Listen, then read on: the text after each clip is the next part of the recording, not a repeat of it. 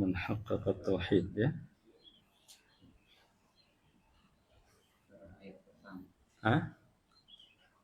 Sudah ayat pertama ya. Baik. Kita lanjut ya. Bismillahirrahmanirrahim. Qala Syekh Muhammad bin Abdul Wahhab rahimahullahu taala. Wa qala ta'ala walladzina hum bi rabbihim la yusyrikun. Dan mereka adalah orang-orang yang tidak pernah melakukan kesyirikan kepada Rabb mereka, tidak pernah menyekutukan yang mencipta mereka, yang menguasai mereka, yang mengatur mereka, Allah Subhanahu wa ta'ala. Ini sifatnya siapa ini? Sifatnya orang-orang yang beriman, para nabi, para rasul, para pengikut mereka. Mereka adalah orang-orang yang sangat spesial dengan satu sifat, yaitu la yusyrikun bi rabbihim, la yusyrikun. Terhadap Rabb mereka, mereka tidak pernah melakukan kesyirikan.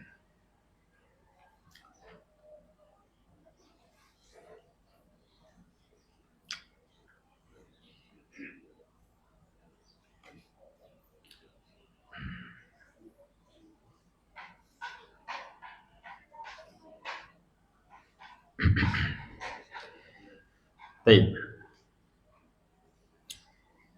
Sifat ini adalah sifat yang paling mendasar, paling nampak, dan sekaligus ukuran tertinggi sifat orang beriman. Kenapa paling mendasar? Sebab nanti beriman kalau selamat dari syirik. Kenapa ini yang paling nampak? Sebab itulah hakikat keislaman, keimanan, berlepas dari kesyirikan. Kenapa ini yang tertinggi? Sebab ketinggian keimanan di sini juga ukurannya. Ketika semakin sempurnanya hamba berlepas dari kesyirikan. Ketika semakin sempurnanya hamba berlepas dari kesyirikan.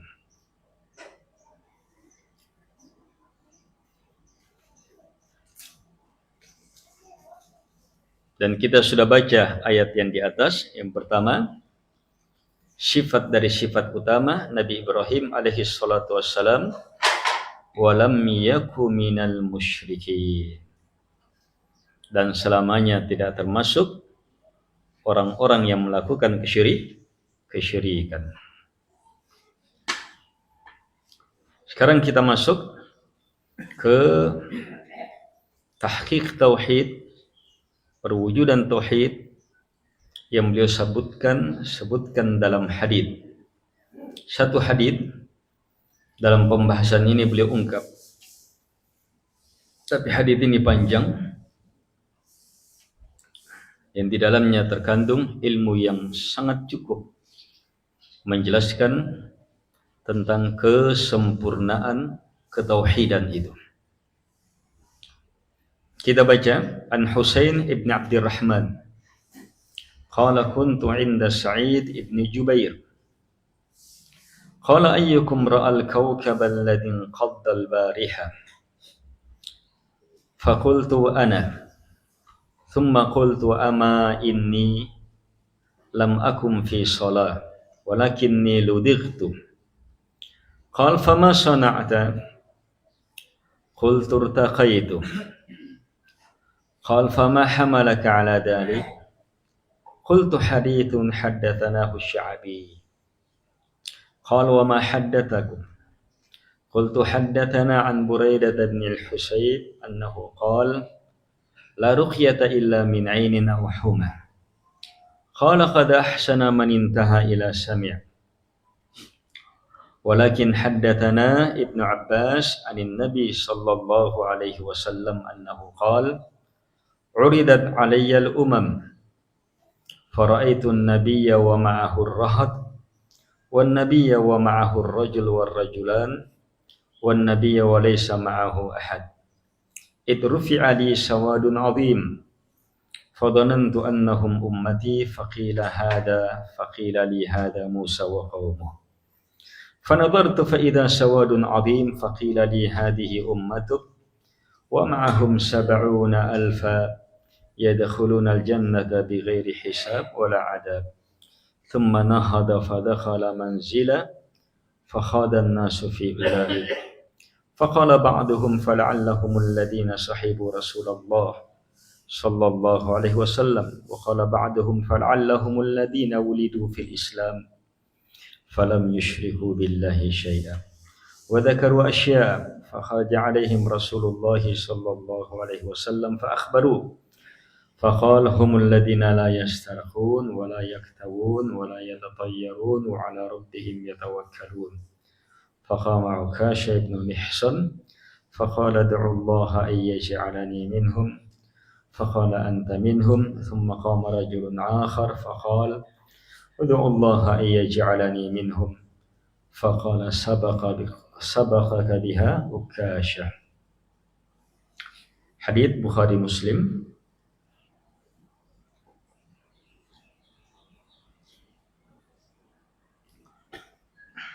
Kata beliau rahimahullahu ta'ala dari Husain ibnu Abdirrahman. Husain bin Abdirrahman. Ini tabi'in, murid tabi'in.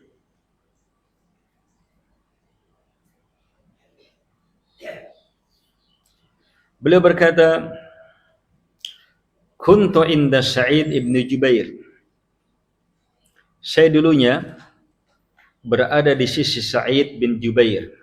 Ini tabi'in besar. Langsung bertemu dengan sahabat. Dan beliau termasuk ahli fiqhi kategori teratas di kalangan tabi'in, Sa'id bin Jubair radhiyallahu anhu.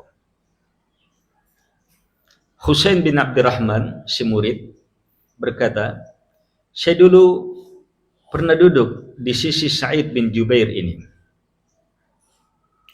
Maka beliau bertanya, ayyukum ra'al kawkab alladhi qadda al-bariha? Siapakah di antara kalian yang melihat bintang jatuh tadi malam?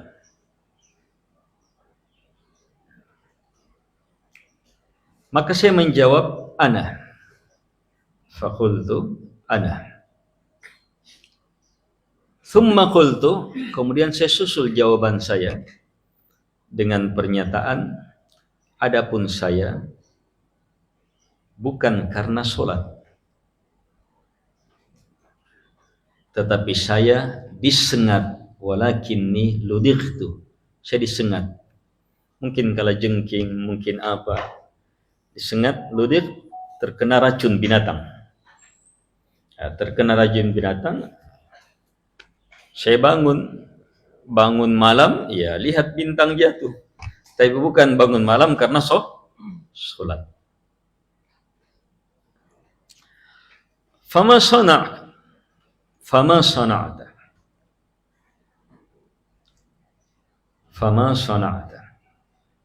Maka apa yang kamu lakukan? Saya menjawab, irtaqaitu. Saya minta ruqyah. Saya upayakan supaya saya diruqyah. Qal fama hamalaka ala dhalik? Beliau tanya lagi, apa yang mendasari kamu melakukan itu? Qultu, saya menjawab, hadithun haddathanahu Sya'bi. Ada hadith yang disampaikan oleh Asy-Sya'bi kepada kami. Asy-Sya'bi tabi'in lain, murid sahabat lain. Qala wa ma haddathakum? Apa yang Sya'bi sampaikan kepada kamu? Saya menjawab, haddathana an Buraidah bin Husayn. Asy-Sya'bi berkata bahwa Buraidah ibn al-Husayb telah menceritakan kepada kami, kalau Buraidah sahabat Nabi, annahu qala, beliau berkata, la ruqyata illa min ainin aw humah, tak ada ruqyah kecuali terhadap ain, penyakit ain, pandangan mata hasad, atau huma. Huma itu terkena sengatan, keracunan binatang. Apa jawaban Sa'id? Qad ahsana man intaha ila masani. Sangat bagus sudah orang yang berhenti, orang yang melakukan sesuai dengan apa yang dia dengar. Hanya saja haddatsana Ibnu Abbas.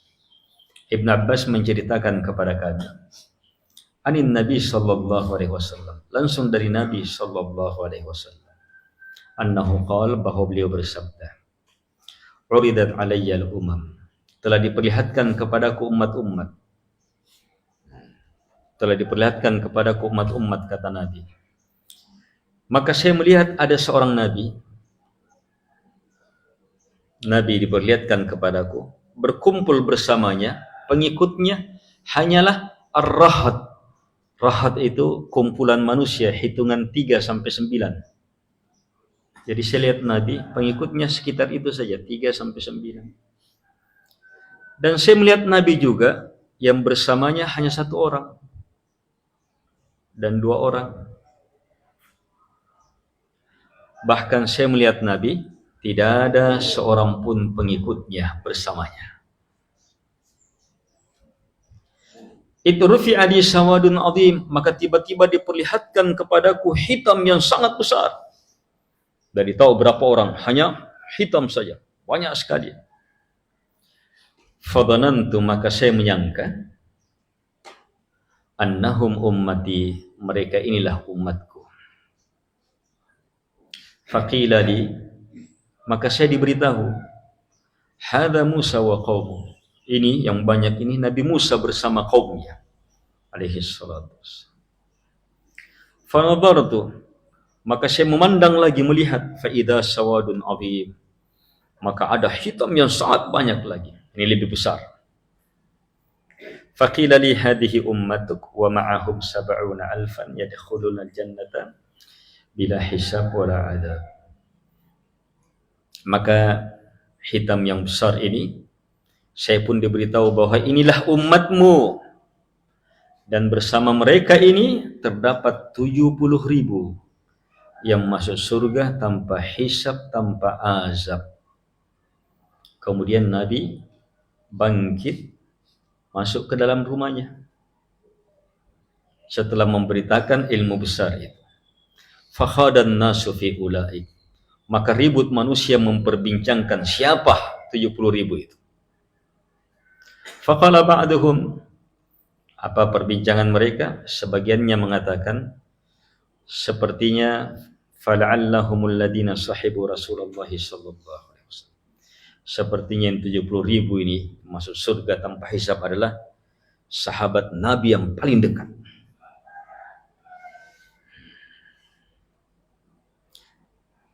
Sahabat lain berpendapat lain.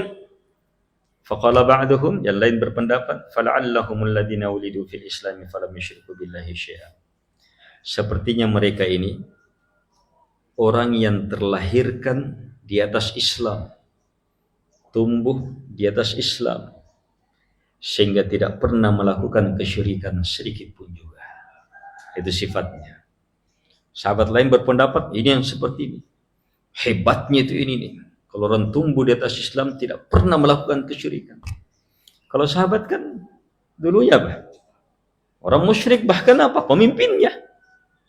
Tapi begitu Islam, kekuatan keislamannya menghancurkan kesyirikan itu, menempatkan sahabat kedudukan tertinggi. Tapi ada yang berpendapat kayaknya lebih hebat kalau yang memang lahir di atas Islam, tumbuh selamat betul dari kesyirikan. Wadakaru asya'a, yang lain menyebutkan yang lain, hanya tidak disebutkan di sini. Akhirnya fakharaja alaihim Rasulullah sallallahu alaihi wasallam, Keluarlah Nabi kepada mereka sallallahu alaihi wasallam. Fa akhbaru, mereka beritakan kepada Nabi bahwa kami tadi ribut memperbincangkan, ada yang bilang begini. Apa jawaban Nabi? Faqal, Nabi bersabda, menjelaskan siapa 70.000 itu. Humul ladina la yastarqun, mereka adalah orang yang tidak pernah minta untuk diruqyah.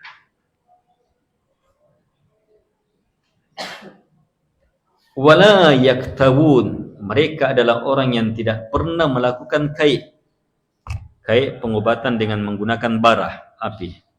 Jadi ada orang itu banyak biasanya orang terluka kenapa? Kan darah mengalir, tidak bisa berhenti nih, mengalir terus darah. Ambil bara, itu berhenti tuh. Itu kai. Ya. Atau ada jenis penyakit tertentu, gunakan itu di titik-titik tertentu. Itu kai. Ya. Umat Muhammad sallallahu alaihi wasallam yang masuk surga tanpa hisab, tanpa azab, itu tidak pernah minta supaya diperlakukan kai kepadanya. Yang pertama, mereka tidak pernah minta ruqyah. Yang kedua, tidak pernah melakukan kai. Wala yatatayyarun. Yang ketiga, mereka tidak bertatayyur. Tatayyur menyatakan kesialan melalui sesuatu yang dilihat, didengar, atau diketahui. Oh, dia lihat sesuatu, ini sepertinya mau keluar rumah, dilihat orang pincang, sial saya ini, itu tatayyur. Atau dia dengar sesuatu, dia dengar suara burung ini dari sana, berarti ada celaka di sana, itu tatayyur. Atau sesuatu yang dia ketahui, kalau orang beli rumah nomor 13, atau orang dapat ini nomor ini, atau hari ini sial, itu tatayyur. Yang masuk surga tanpa hisab, tanpa azab, itu tidak pernah melakukan tatayyur. Puncaknya wa ala rabbihim yatawakkalun, hanya kepada Rabb mereka bertawakal. Faqama Ukasha ibn Mihsan, maka bangkitlah sahabat Ukasha ibn Mihsan setelah mendengar hadis ini. Lihat, bangkit, dia manfaatkan betul. Ya Rasulullah, mintalah kepada Allah supaya saya termasuk mereka. Nabi langsung mengatakan, anta minhum, kamu termasuk mereka. Luar biasa, ini keutamaan. Siapa masuk 70.000 yang masuk surga tanpa hisab, tanpa azab. Itu umat Muhammad sallallahu alaihi wasallam yang paling sempurna, paling hebat tauhidnya. Faqama rajulun akhar, maka bangkit lelaki yang lain, minta juga, ya Rasulullah, minta kepada Allah supaya saya termasuk mereka.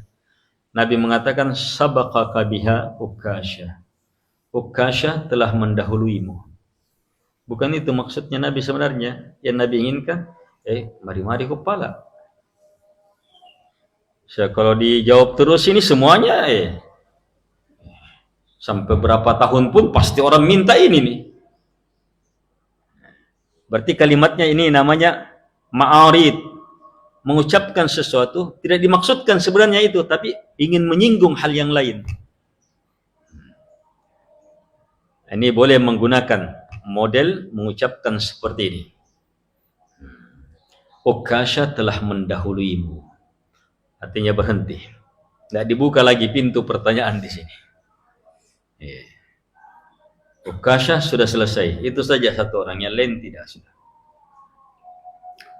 Baik, selesai hadis ini. Ini apa hubungannya dengan bab? Apa babnya? Siapa yang mentahqiq tauhid masuk surga tanpa hisab, tanpa azab. Ini langsung sifatnya umat Muhammad sallallahu alaihi wasallam yang masuk surga tanpa hisab dan tanpa azab. 4 sifat ini, itulah tahqiq tauhid. Apa 4 itu? La yastarqun, tidak minta ruqyah. Wala yaktawun, tidak melakukan kai. Tidak dikai, tidak melakukan kai, tidak minta kai. Wala yatatayyarun, tidak bertatayyur, menyatakan kesialan. Melihat sesuatu dianggap sial, mendengar sesuatu sial saya ini, ada sesuatu dianggap sial ini, padahal tidak ada hubungan sebab akibat. Sifat yang ketiga, keempat apa? Wa ala rabbihim yatawakkalun, sempurna tawakalnya, kepasrahannya, ketergantungannya, penyerahannya hanya kepada Allah Subhanahu wa taala. Empat ini jamaah berbeda tapi terhubungkan. Itu sifat. Itu yang saya inginkan sini. Tahqiq tauhid, ini dia. Sebenarnya sifat ini seluruhnya dikumpul oleh sifat terakhir, kesempurnaan tawakal. Kesempurnaan tawakal. Sifat pertama cacat tawakalnya, tapi sifat kedua lebih cacat lagi. Sifat ketiga hancur tawakal di situ. Kalau dilanggar itu. Kalau selamat, sifat pertama, selamat sifat ketiga, hebat tawakalnya. Selamat sifat kedua, lebih hebat lagi tawakalnya. Selamat dari sifat pertama, lebih dahsyat lagi tawakalnya. Dan yang masuk surga tanpa hisab, tanpa azab, mereka yang sempurna tawakalnya. Al-ikhwah wal akhwat rahimakumullah. Kenapa saya katakan terhubungkan? Lihat, kita bahas. La yastarqun, mereka tidak minta ruqyah. Apa ruqyah? Ruqyah apa? Ruqyah itu baca-baca. Ruqyah itu baca-baca. Bacaan. Ada orang sakit dibaca-bacai. Itu ruqyah. Ruqyah itu sebelum datang Nabi sallallahu alaihi wasallam, orang musyrikin juga sudah meruqyah. Ada bacaan-bacaan.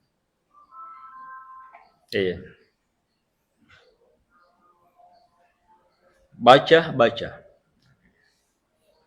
Yang melakukannya pabaca. Raqin. Ruqyah. Apa hukum ruqyah? Baca-baca itu. Di zaman jahiliyah banyak dan terbukti. Seperti kisahnya Dimat, dia ahli ruqyah dan banyak orang yang sembuh dengan ruqyahnya padahal musyrik. Baca-bacanya Masya Allah. Jadi sebab ini ruqyah. Apa ruqyah itu? Jadi sahabat datang kepada Nabi sallallahu alaihi wasallam, "Ya Rasulullah, setelah Islam, kami dulu sebelum Islam itu meruqyah. Ini baca-bacaanku ya Rasul. Setelah Islam ini gimana? Kulin jika baca-baca?" Kata Nabi, "I'ridu alayya ruqakum." Perlihatkan kepadaku ruqyah-ruqyahnya kalian itu. Apa nu baca? Baca nikah. Malam yakun fiha syirk fala ba'sa bih. Ini hukumnya Nabi. Selama tidak ada kesyirikan di dalamnya, maka tidak mengapa. Berarti ruqyah boleh? Selama tidak ada kesyirikan. Di kesempatan yang lain, sahabat perlihatkan tentang ruqyah ini, bertanya tentang ruqyah. Maka Nabi sallallahu alaihi wasallam bersabda, "Man istata'a ay yanfa'a akhahu falyaf'al atau falyanfa." Siapa yang mampu memberi manfaat kepada saudaranya, maka harus dia lakukan. Berarti Nabi suruh ruqyah. Kan orang datang ini, saya meruqyah Rasulullah. Bisakah? Kata Nabi, siapa yang mampu memberi manfaat, kalau minum itu bermanfaat, memberi kebaikan, siapa yang mampu, maka harus dia lakukan. Kata Nabi, hendaknya dia lakukan. Berarti di sini apa? Ruqyah Nabi anjurkan.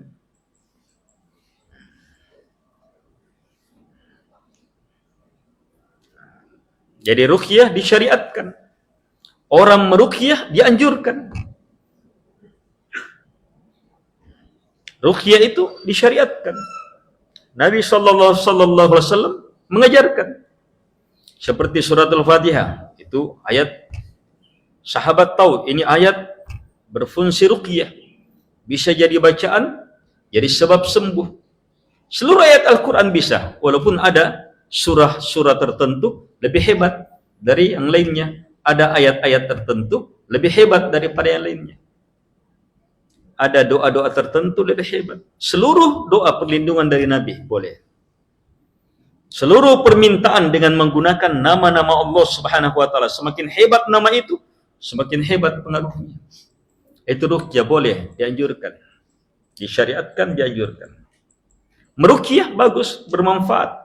Menjadi sebab saudaranya dalam kebaikan. Diruqyah boleh. Kalau orang ada sakit kita datang saudara, sembuh, diruqyah. Tapi masalah minta ruqyah. Paham ya? Di pembahasan kita apa? Yastarqun. La yastarqun. Tidak minta ruqyah. Wasannya istaf'ala. Itu minta ruqyah. Bukan tidak melakukan ruqyah. Ada lafaz la yarqun. Itu lafaznya mu'al. Ada ilahnya. Tidak benar itu lafaz.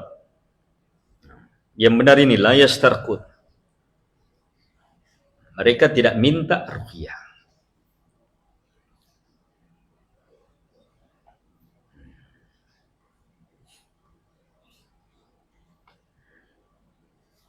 Padahal ruqyah itu apa? Boleh disyariatkan selama bermanfaat, tetapi minta di ruqyah bermasalah. Kenapa? Kenapa bermasalah? Padahal ini sebab boleh, bahkan dianjurkan. Ayo, kenapa bermasalah? Sebab yang namanya minta itu apa? Minta. Baca-baca saya kodongnya. Itu apa? Ada nilai ketergantungan kepada selain Allah Subhanahu wa taala, kepada yang diminta itu. Kapan ada nilai ketergantungan? Cacat tawakal, tidak sempurna. Sementara yang 70.000 apa? Yang sempurna tawakalnya. Padahal ruqyah bukan sesuatu yang haram. Bukan sesuatu yang haram. Tapi kapan orang minta tawakal berkurang, tidak bisa masuk di orang yang paling sempurna tauhidnya. Kenapa minta orang kamu juga bisa baca aja?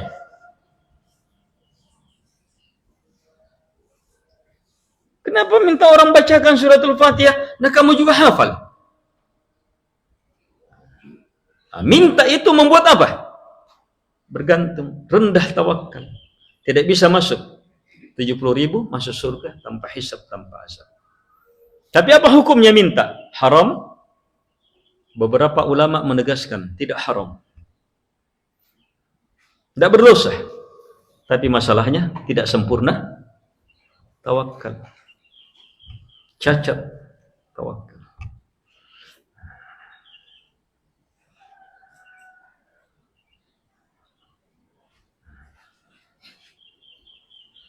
Sudah? Sifat yang kedua, la yaktawun, tidak minta kai. Tidak minta kai. Iktawa, ini juga iktawa. Wazan ifta'ala, bermakna minta juga. Tidak minta kai. Sekarang, kai itu apa? Kai itu ada 3 jenis hadis datang di dalamnya. Ada hadis menunjukkan Nabi haramkan. Ada hadis Nabi melakukan. Ada hadis Nabi menyuruh lakukan kai. Para ulama kumpul semuanya. Ibnu Qayyim simpulkan, kai kalau begitu kesimpulannya itu boleh tetapi dibenci. Dia sebab yang boleh, tetapi apa? Dibenci. Kalau ruqyah apa? Sebab boleh, dianjurkan. Kalau sebab yang boleh dianjurkan minta, mempengaruhi tawakal, apalagi keberadaannya sebagai sebab lebih rendah, dibenci. Minta berarti lebih apa? Lebih mempengaruhi tawakal. Daya tariknya dia sebagai sebab, kekuatannya sebagai sebab lebih rendah. Tapi minta tetap bergantung, maka menunjukkan tawakalnya lebih rendah lagi. Sementara yang sempurna tauhidnya itu apa? Sempurna tawakalnya hanya kepada Allah Subhanahu wa taala. Jadi sifat pertama, sifat kedua berbeda, tapi semuanya sama, merusak tawakal. Nah, yang ketiga, la yatatayyarun, mereka tidak bertatayyur. Kalau tatayyur haram, syirik. Memang bukan sebab. Apa itu tatayyur? Menyatakan sial melalui sesuatu yang dilihat. Sesuatu yang dilihat tangannya orang, ayah memantau dengan nanun jama-jama notenan jari-jari. Sebab ini sini ke nomor anun nih tertulis di sini nih. Dilihat dari tangan, dianggap ini tanda sial. Ada lihat tai lalatnya, ini tanda sial. Dia lihat begini, ini sial ini. Mau pergi menagih, dilihat orang pincang atau orang, sial saya ini, celaka ini. Itu tatayyur. Apa hubungannya semua dengan berhasil tidaknya kamu? Atau sesuatu yang dia dengar. Dia dengar suara burung ini, suara burung hantu. Dianggap ini tanda celaka ini. Atau sesuatu yang diketahui, dia memahami, dia mengetahui, dalam sangkaannya, kalau hari demikian ini hari celaka. Kalau bulan demikian bulan celaka. Kalau tanggal-tanggal demikian celaka ini. Kalau nomor-nomor sekian celaka ini. Ini tatayyur. Ini penyakit tatayyur ini luar biasa dari zaman Fir'aun sebelumnya dan seterusnya ini sampai sekarang. Lihat di hotel-hotel itu berapa banyak nomor hilang. Naik lift itu, kami nomor anuan nih. Ada nomor-nomor yang hilang itu di lift.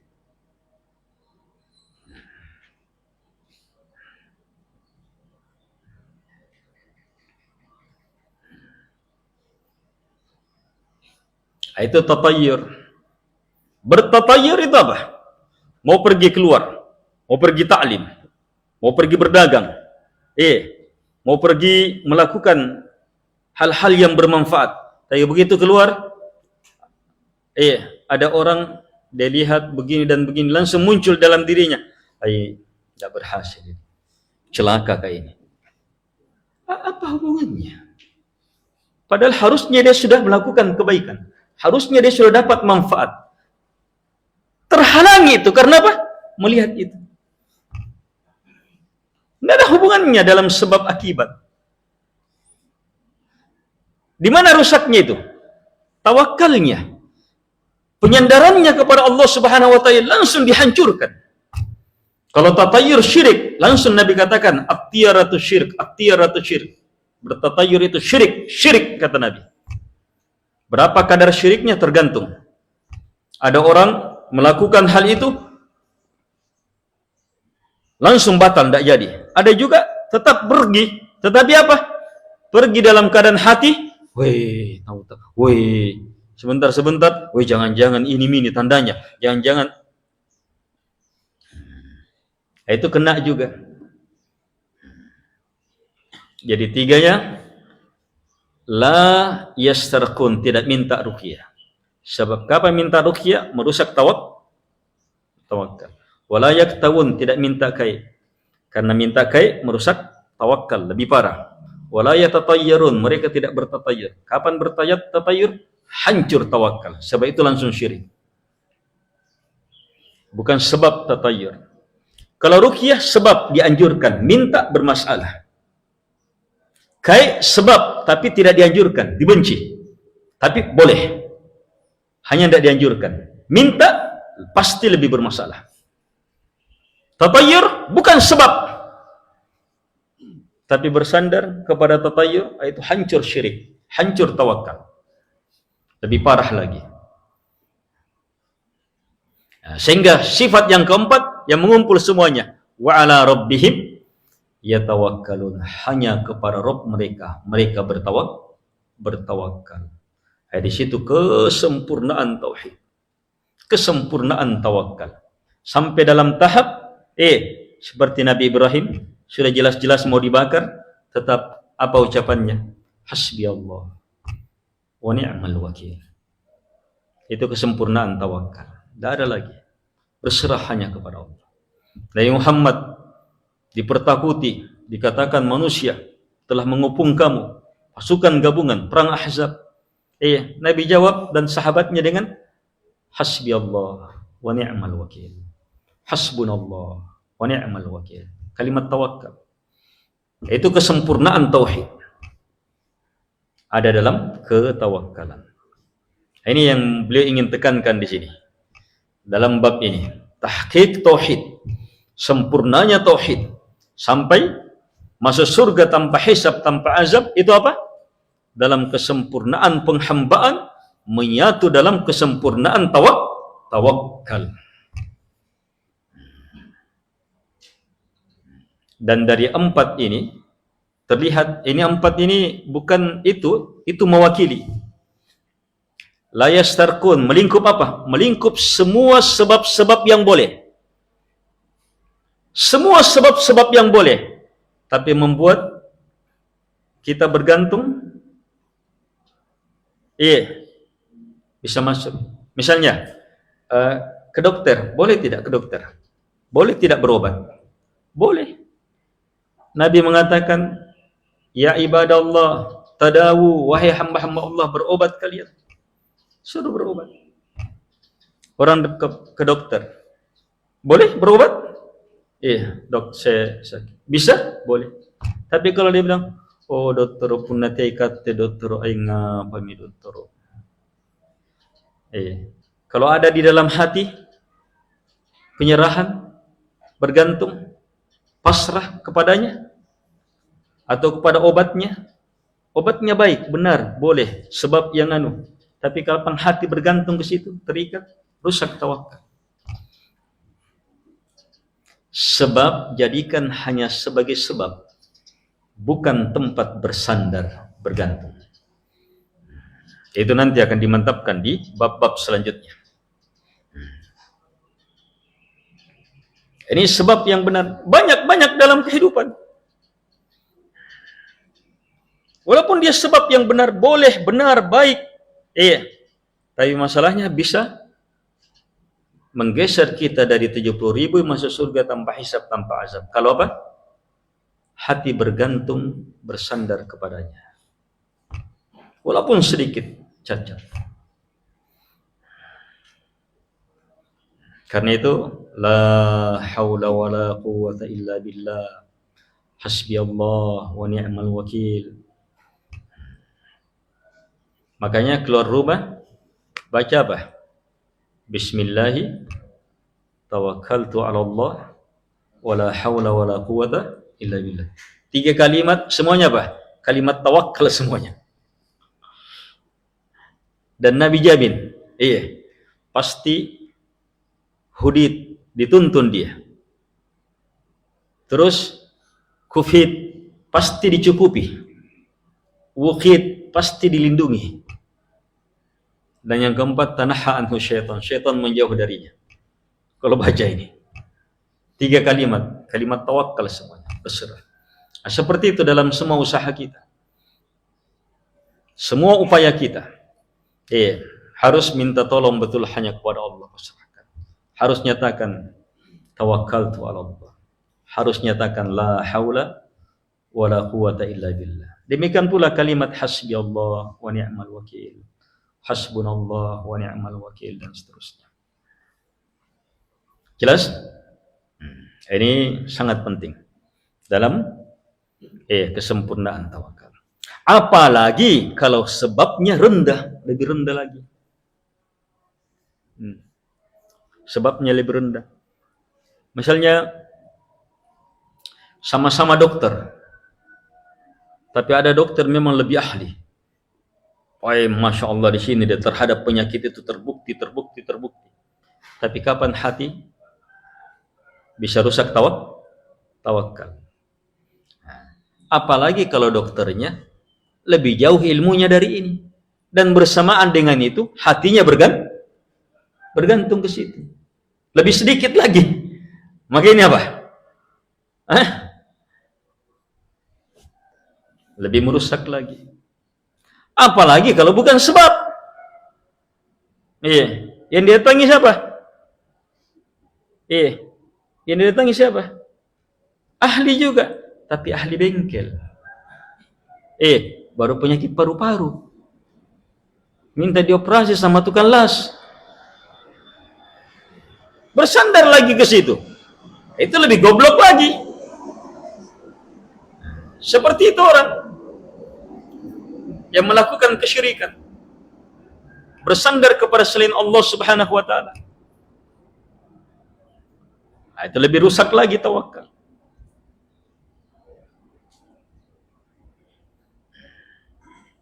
Jadi la ilaha illallah, kesempurnaan tawakal itu ada dalam kesempurnaan tauhid, ada dalam kesempurnaan tawakal. Bersandar, memohon, meminta, pasrah, berserah, bergantung hanya kepada Allah Subhanahu wa taala seluruhnya. Ini jamaah perlu dipelajari, perlu terus kita upayakan. Sebab kadang kita teringat, kadang terlupakan. Kadang kita tahu, banyak yang kita tidak tahu. Itu pun yang kita tahu, kadang kita ingat, kadang kita lupa. Yang kita tahu saja, di dalam yang kita tahu masih banyak lagi yang perlu kita tahu. Perlu terus ditambah,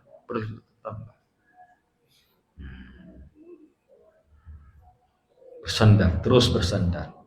Olehnya, seiring dengan semua usaha yang benar, harus iringi terus dengan doa.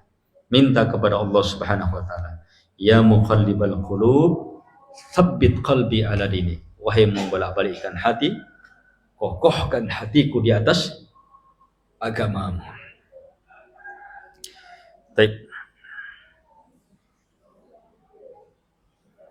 Ini makna hadits ini sehubungan dengan bab. Adapun keseluruhan makna haditsnya, itu di dalamnya banyak pelajaran. Kita ambil poin-poin pentingnya. Lihat poin-poin pentingnya. Bagaimana kehidupan tabi'in. Tanya jawabnya mereka duduk-duduk santainya apa? Ilmu. Sampai pertanyaan, Naichi ni sebangianga nga? Bintoy ngamatung. Siapa yang lihat tadi malam? Sampai masuk ke dalam, mana dalilmu? Dan apa mereka ketika disebutkan dalilnya apa? Ini tabi'in. Saat mereka disebutkan Asy-Sya'bi, muridnya sahabatnya langsung disebut. Asy-Sya'bi bilang Buraidah, sahabatnya langsung disebut. Kemudian ada yang sebut Abdullah bin Abbas sampaikan kepada saya, Nabi SAW bersabda seperti itu. Ilmu. Generasi terbaik siapa? Sahabat. Bagaimana sampai mereka jadi generasi terbaik? Mereka paling berilmu, paling dalam ilmunya, paling benar ilmunya, paling suci ilmunya, paling hebat ilmunya. Seperti ini mereka dalam berilmu. Landasan mereka apa? Sanad. Apa yang datang dari sahabat, apa yang datang dari Nabi Sallallahu Alaihi Wasallam. Itu sedikit. Yang menarik dalam pembahasan kita. Lihat Husain ibnu Abdurrahman. Ini tabi'in ini. Bahkan apa? Tabi'ut tabi'in. Muridnya tabi'in. Ketika ditanya, kau lihat bintang jatuh? Dan gurunya tanya apa? Kamu lihat bintang jatuh tadi malam? Jawabannya apa? Harusnya kan cukup iya. Kan itu yang ditanya. Iya, saya lihat. Tapi ternyata beliau tidak cukupkan di situ. Langsung beliau bilang, adapun saya bukan karena sholat. Kenapa dia perlu sebut ini? Bukan karena sholat.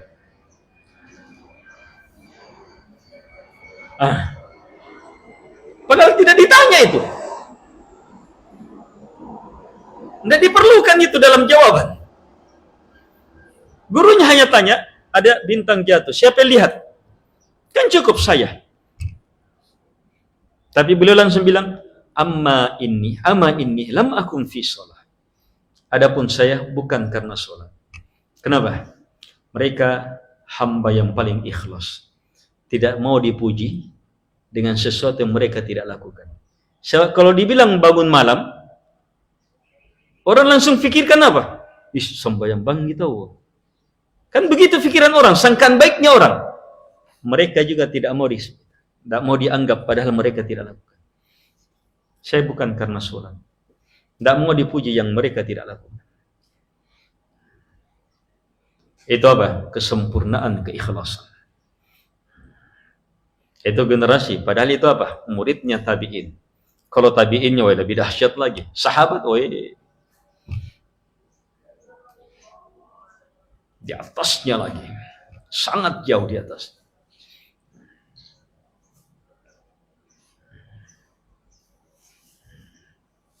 Itu kekuatan keikhlasan mereka.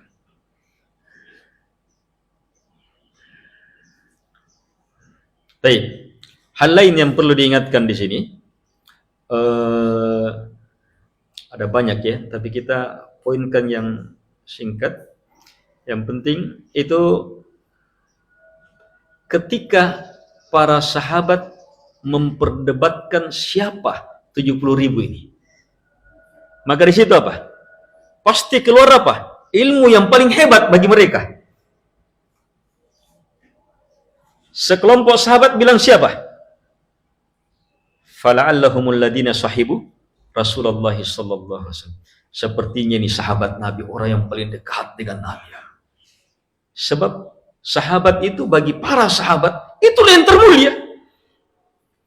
Sehingga kalau ada umatnya dari Muhammad masuk surga tanpa hisab, tanpa azab, pasti mereka. Itu mereka pahami termulia. Benar, demikianlah sahabat. Tapi ternyata sahabat lain punya pikiran, ini juga datang dari Nabi ini ilmu. Fala'allahumul ladina wulidu fil Islam falam yusyriku billahi syai'a. Sepertinya mereka adalah orang-orang yang dilahirkan di tengah Islam, tumbuh besar di atas Islam, tidak pernah melakukan kesyirikan. Itu yang mereka anggap. Sahabatnya lain, dia anggap ini lebih hebat. Ternyata ukurannya apa? Tidak pernah melakukan kesyirikan. Betul-betul selamat dari syirik. Dan itu apa? Itu inti pembahasan ini. Tahqiq tauhid, selamat total, sempurna betul, jauh dari kesyirikan. Syirik dalam tawakal, syirik dalam cinta, syirik dalam harapan, syirik dalam takut, syirik dalam sembelihan, syirik dalam nazar, syirik dalam semua ibadah. Ibadah hati, ibadah lisan, ibadah badan, anggota tubuh, ibadah dengan badan, ibadah dengan harta, ibadah apapun. Selamat dari beragam bentuk kesyirikan. Syirik akbar, syirik kecil, bahkan mereka selamat dari apa? Pengantar-pengantar syirik. Sebelum jadi syirik, mereka sudah selamat dari itu. Apa yang menyebabkan syirik, mereka sudah selamat dari itu. Itu tahqiq tauhid. Untuk itu jamaah mustahil tanpa ilmu. Gimana orang bisa selamat dari syirik sementara tidak tahu syirik? Apalagi mau selamat dari apa? Tangga syirik yang mengantar kepada syirik. Ini lebih dalam lagi ilmunya, lebih tersembunyi lagi ilmunya, lebih memerlukan cahaya yang lebih terang, cahaya ilmu yang lebih terang untuk bisa melihatnya. Perlu belajar dan terus belajar. Baik. Saya rasa itu yang penting. Sehubungan dengan bab kita. Bab menghaqqaqa tauhid dakhalal jannata bighairi hisab wala adab.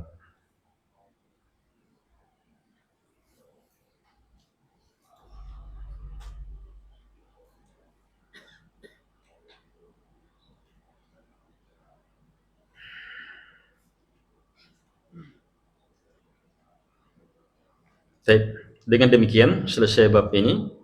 Insyaallah taala kita susulkan dengan apa?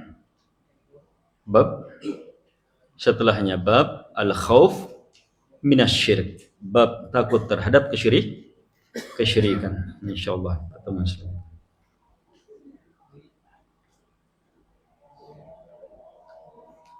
Sekian dulu, subhanakallah hamdik. Saya agak percepat ikhwah. Saya maklumi banyak kegiatan hari ini, ada di JF, ada di beberapa tempat. Mungkin antum ada perencanaan ke sana. Jadi cukup 2 sesi ini untuk pekan ini. Sekian, billahi taufiq wal hidayah. Subhanakallah. Assalamualaikum warahmatullahi wabarakatuh.